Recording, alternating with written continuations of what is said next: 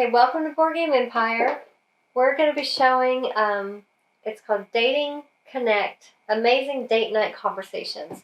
Obviously, we're way past this. We've been together like almost 18 years, but we've been doing, to show the games by, she's a psychologist, Tanya Sharma.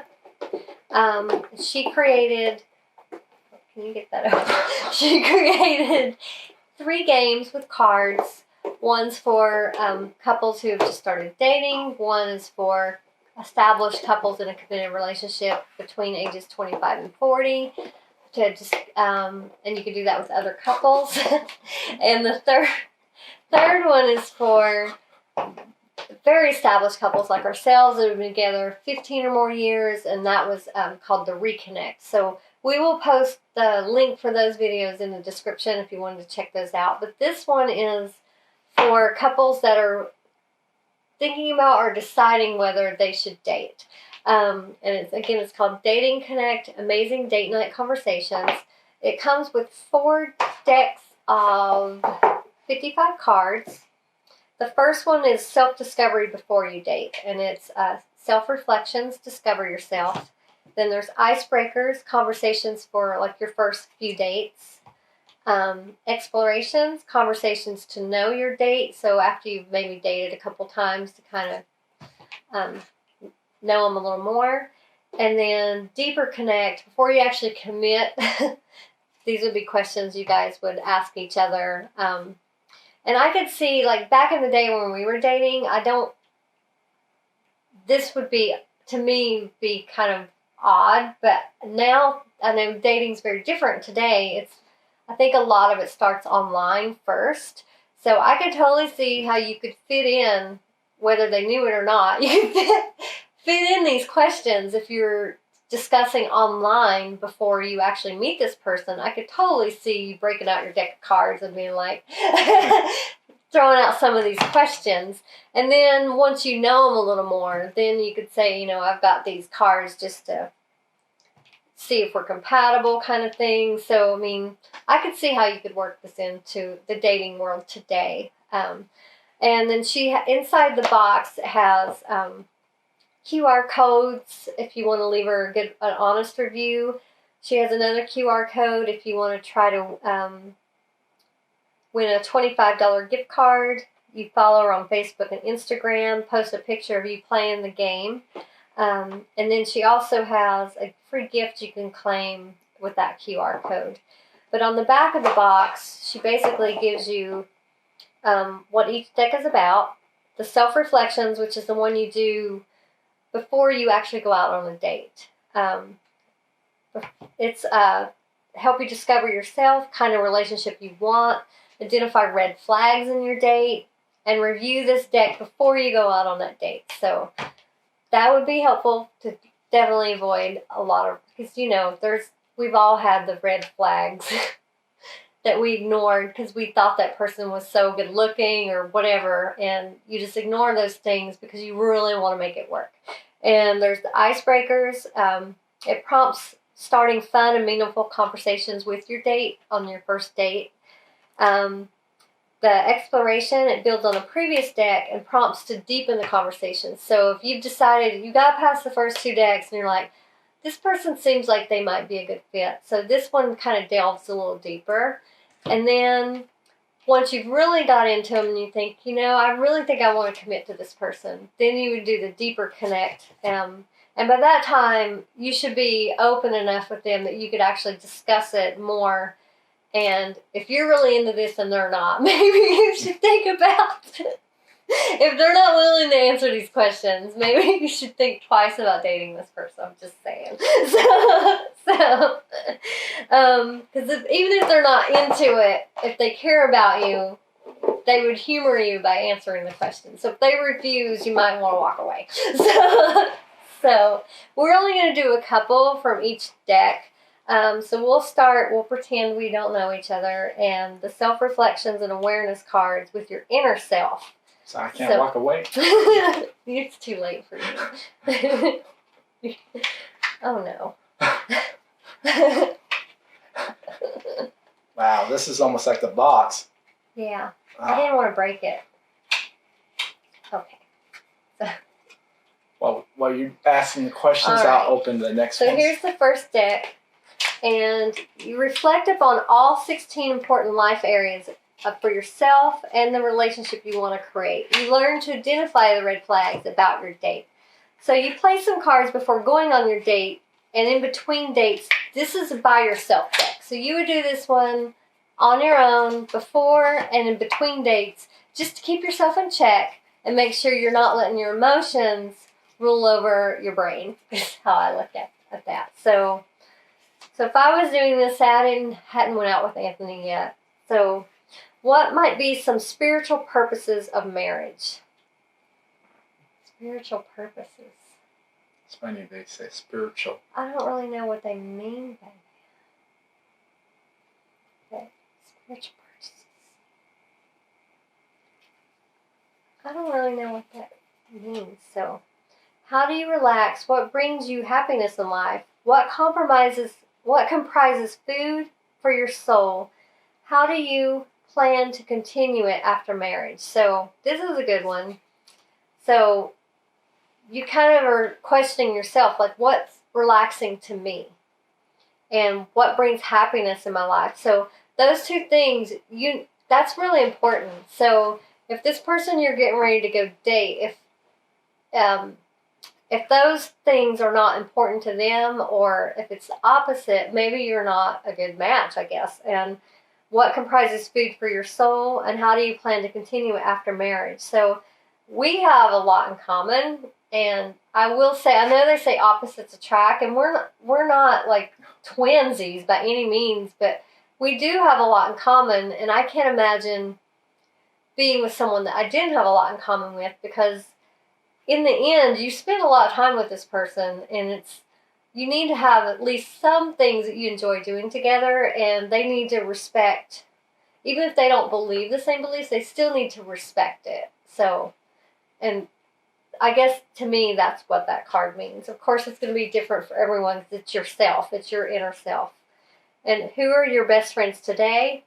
What about your friendship with them do you value the most? So then they're asking you to look at the friends you currently have. What qualities do you like in them? So, I mean, I can see how this would open up your mind and to look inside. And then you do this before a date, you do a few cards, and then in between the dates, you would kind of look at, because as you know, if you don't love yourself, you can't love anyone else. And so definitely you need to be happy with yourself and really know what you want before you can really commit to another person. So the next one is, say you've decided you want to go on this date with this person. This one is the Icebreakers. And so this one, maybe you might want to, since they don't really know you yet, you might want to memorize some of these, or maybe put them in your phone or something, and just find a way to work these questions into your normal conversation. That's how I would do it. I mean, everyone's different. But like one of them is, what kind of humor do you appreciate? So that's important. You need to have similar sense of humor. And so, because we make each other laugh. We're dorks. We make each other laugh all the time. So that is important. I'm not saying you have to think everything that the other person's saying is funny, but you got to have similar sense of humor.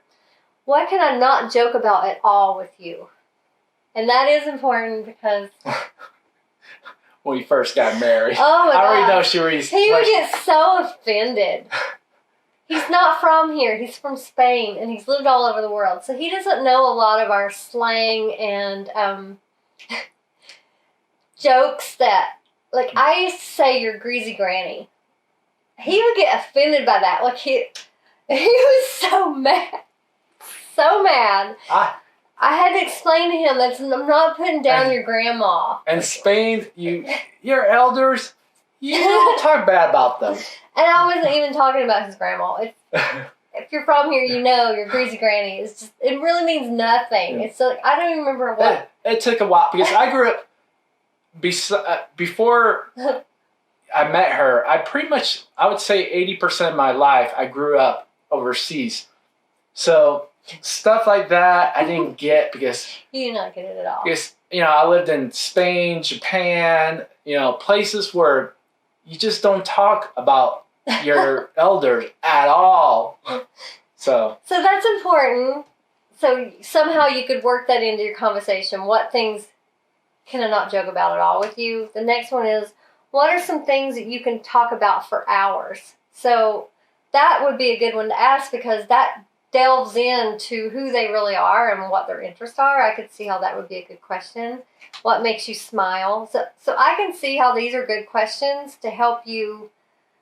So there's no silence. Like it helps open up the conversation, and you really get to. It's open-ended questions, so you really get to know that person based on how they answer and see where it goes from there. So say now you've thrown in some of these icebreakers. They passed your test. There were no red flags. So now you're actually, you've been on a few dates with each other. Probably eliminated 90-95%. That one or two people that passed your test. So these cards will give you the opportunity to truly explore each other. And you simply read a card, prompt, and share your views. So this is more meant to kind of, like these, you're more, not really, I don't think, letting them know that's what you're doing. But this one, you like this person enough, you went on a few dates. You could be like, hey, I've got these cards. Think it would be a fun thing to do. Drink some wine and answer them together.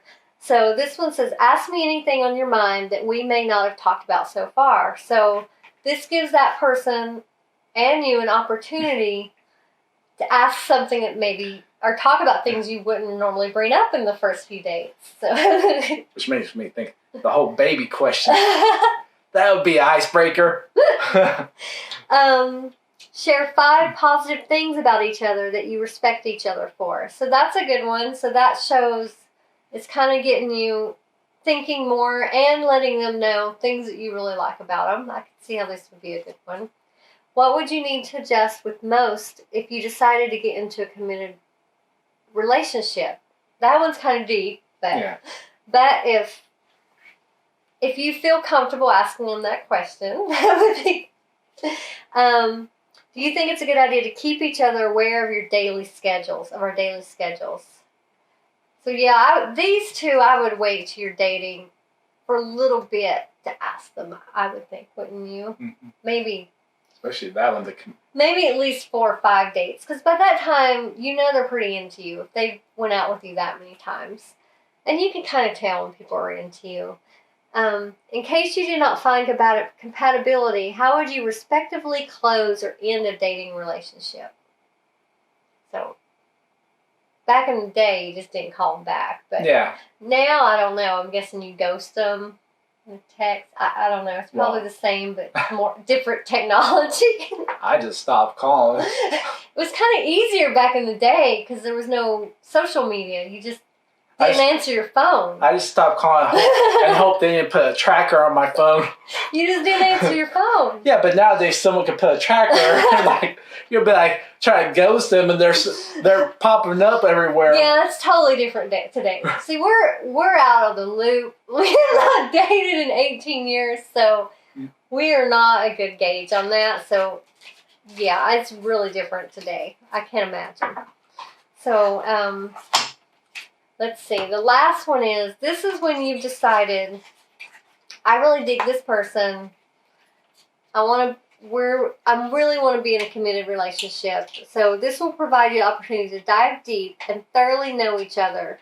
So by this time, if you're really wanting to be in a committed relationship with this person, you need to be able to tell them, this is, I think this is important, and I think we should do this together and answer these cards. And again, if they're not willing to, it's like, I would ask them why. It's just cards. It's just answering questions. And then... Yes, eventually you have to answer these questions anyways. If they're already closed up before you started their relationship, that's not a good sign. That's a red flag.